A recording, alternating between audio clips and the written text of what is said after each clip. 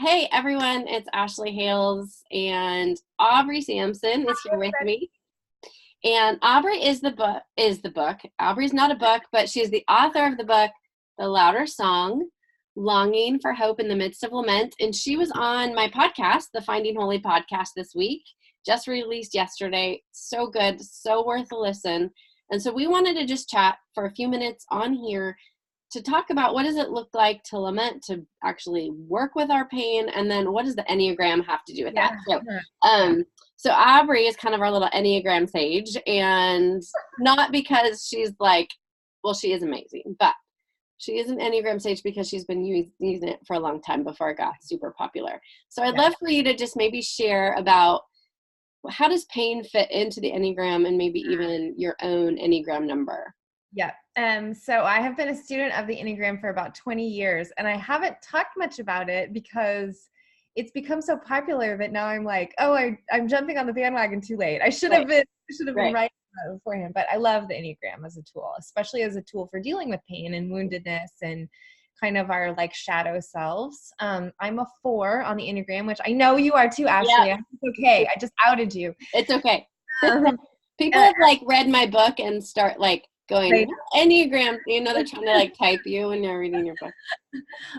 And I hope it's okay. We're both 4 with 3 wings. So the beautiful thing about 4s, especially healthy 4s, is that they are really good with pain and they're really good with other people's pain. Mm-hmm. Not afraid of pain, not afraid. Like if you need someone to cry to, scream to, like you call us, we are your. Yeah. But because both of us have a 3 wing, which is an achiever wing, we can tend to pretend like we're not experiencing pain, not in a way that we're afraid of it, but just because we know how dark we can go as 4s into our pain. Yeah. And so we don't want to go there. I mean, in one sense, that's a healthy thing. We don't want to stay stuck in that isolated, dark place that 4s can go to. Mm-hmm. But the nice thing about healthy 4s is that we can honor our pain, admit that we have it, and find beauty in it. Mm-hmm. And that's something I appreciate about being a 4 and I love about other 4s. Mm-hmm. My husband is a 7, and 7s avoid pain at all costs. Yeah. Ashley, the story earlier, I'll just say it real quickly, but he and it's not even just emotional pain. It's like, if he's hungry, he is like so hungry, he's going to die, you know? Right. Like he comes home and he's like, I need, he doesn't eat unhealthy, but he's like, I need grapes now. Or,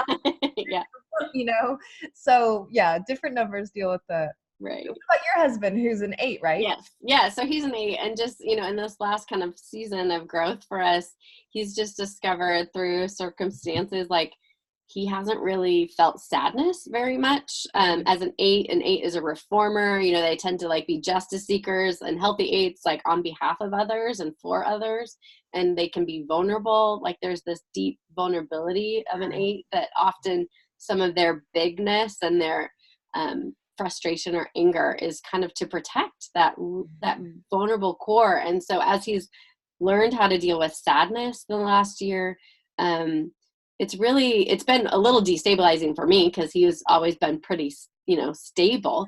But it has been so beautiful to see him access his pain that way and to be with other people in their pain, and then to also like move forward with Jesus in that he can take our sadness and he can take our anger and our frustration. So that's been really a beautiful thing.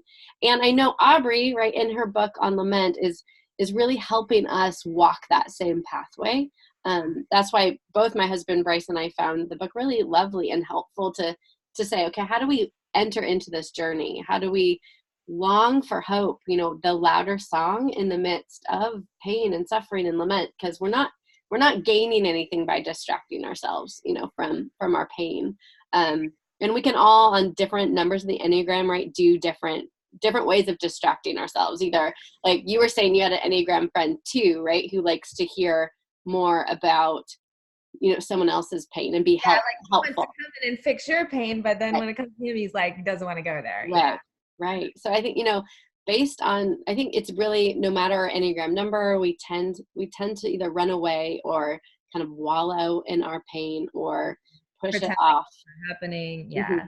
Mm-hmm. Mm-hmm.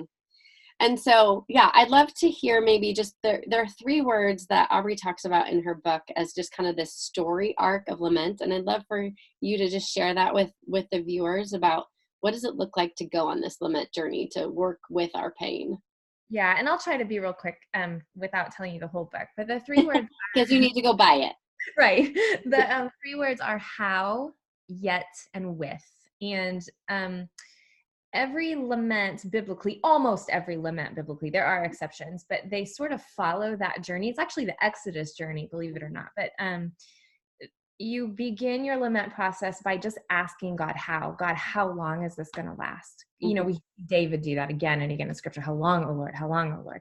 How are you going to show up? Or even it can be a declaration like, how sad and lonely I feel, God, where are you? I'm disappointed about this. Yeah.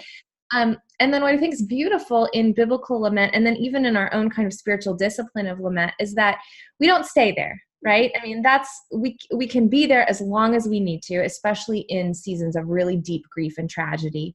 But our hearts are hopefully moved by the Lord to yet. And yet is really, I call it the fighter's prize of faith. Like yet is where you are like, okay, even if my circumstance doesn't get better, even if my grief never goes away, even if the prodigal never comes home, even if my anxiety never dissipates, yet I will hope in the Lord, for he alone is all I need. You know, he alone is my prize. Because I think sometimes as Christians, and I won't go off on this too long, but God is so good and God is so abundant that we can tend to focus on the blessings and the bonuses and forget, like, no, we worship Jesus and Jesus alone, like he is the prize. So yet basically says, okay, no matter what, I'm putting my stake of faith in the ground. And then with, I think, is just a beautiful part of the gospel that we have an Emmanuel God, right? So even in our pain, we have a God who suffers with us and draws near to us. And so that's a beautiful piece of most laments, is that they kind of turn that corner and they say, but God has been faithful to me this whole time.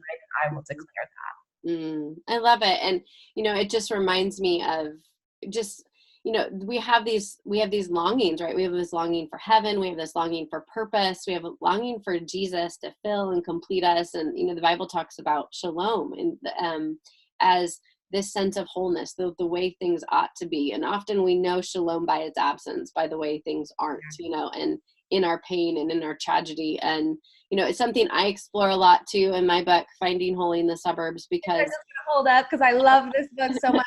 Thank you.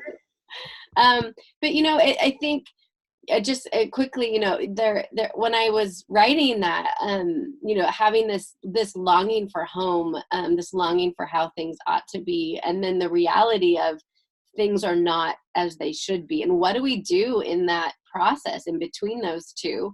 And so if you have the book, or if you win the book, and we'll tell you in a second how to do that, I tell a story about my son kind of helping me understand shalom and the death of these baby birds. And I was just distraught and overcome with sadness. And he met me through art and through presence by creating new life. And it was just this tangible paper bird picture that helped me to reckon with that difference between how things are and how they should be. And I think lament also helps us kind of bridge that gap. No matter how big or small our pain is. So I just would love to encourage you guys to get a copy of Aubrey's book, The Louder Song. And we are going to give away, I'm going to give away a copy of her book, and she's giving a copy of my book.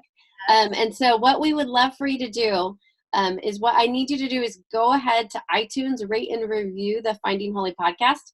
Hopefully you've listened to Aubrey's episode. It's episode 19, and she helps us develop a vocabulary and really small, gentle practices to help bridge that gap between the way things are and the way things we want them to be, and yet we're all stuck in pain. So go listen to her episode, rate and review the podcast on iTunes, and then because iTunes won't let me like email you, what I need for you to do is, if you want to potentially be part of this book giveaway, email me at findingholypodcast@gmail.com. So listen, rate and review, say, hey, I rated and reviewed it at findingholypodcast@gmail.com, and we'll make sure that your books get to you, 1 or 2 lucky winners, one for Aubrey's and one for mine. So it's been such a pleasure, Aubrey. We tried to do this live and sometimes technology doesn't work, but we hope this is just a nice little addendum to the podcast. And thanks for being here. Thanks, Ashley. Really appreciate it. Yeah, bye.